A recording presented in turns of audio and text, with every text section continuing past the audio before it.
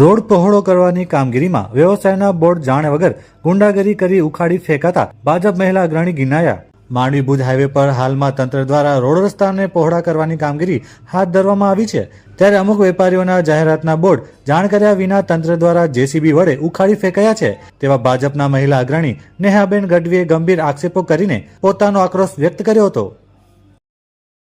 બેન, આપનો પરિચય? હું નેહા ગઢવી શ્રી સોનલ ઇન્ફોર્મેટિક્સનો પ્રોપ્રાઇટર તરીકે બોલું છું।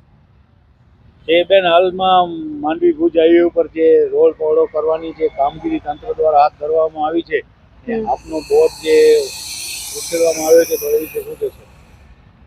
છેલ્લા ઘણા સમયથી આ તો તંત્રની ઘોર બેદરકારી જ કહેવાય। વરસાદ વખતે જ એમને રોડ કેમ યાદ આવે છે?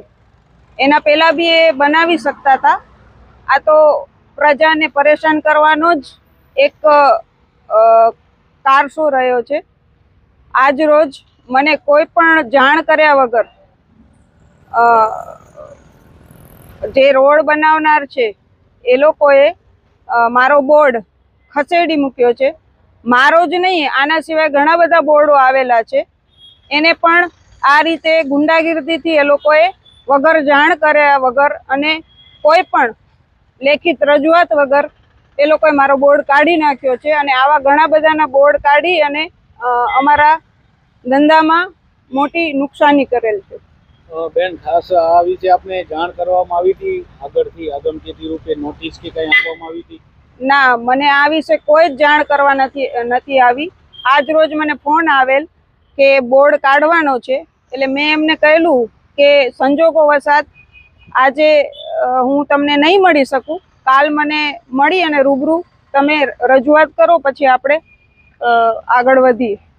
કેટલા વેપારીઓનો આવી રીતે બોર્ડ કાઢવામાં આવ્યો છે? આવી રીતે લગભગ 10 થી 15 વેપારીઓ, આનાથી પણ વધારે હશે, પણ બધાને આવી રીતે ગુંડાગીરી કરી અને બોર્ડ કાઢી નાખ્યા છે જાણ કર્યા વિના। વાલા દવલાની નીતિ અપનાવવામાં આવી છે, આમાં શું કહેશો? જરૂરથી કોઈ પણ જાણ કર્યા વગર આવી રીતે કોઈ પણ હોય, કોઈનું બોર્ડ હોય કે ગમે તે હોય, જાણ કર્યા વગર ગુંડાગીરીથી કોઈ પણ વસ્તુ કોઈની ખસેડી શકાતી નથી।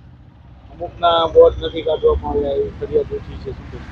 હા, અમુક લોકોના બોર્ડ હજુ પણ જ્યાં છે ત્યાં જ છે અને એમને વાત કરતા એમણે એમ કહ્યું કે અમે ત્યાં ડાયરેક્ટ મેટલ પાથરી દઈશું અને મારી જે ઓફિસ છે એની પાસે જે મારો બોર્ડ લાગેલો છે એ વગર જાણ કરે એ લોકોએ જેસીબી થી ધસી દીધેલ છે, જેનો પુરાવો મારા પાસે સીસીટીવી કેમેરામાં પણ કેદ છે।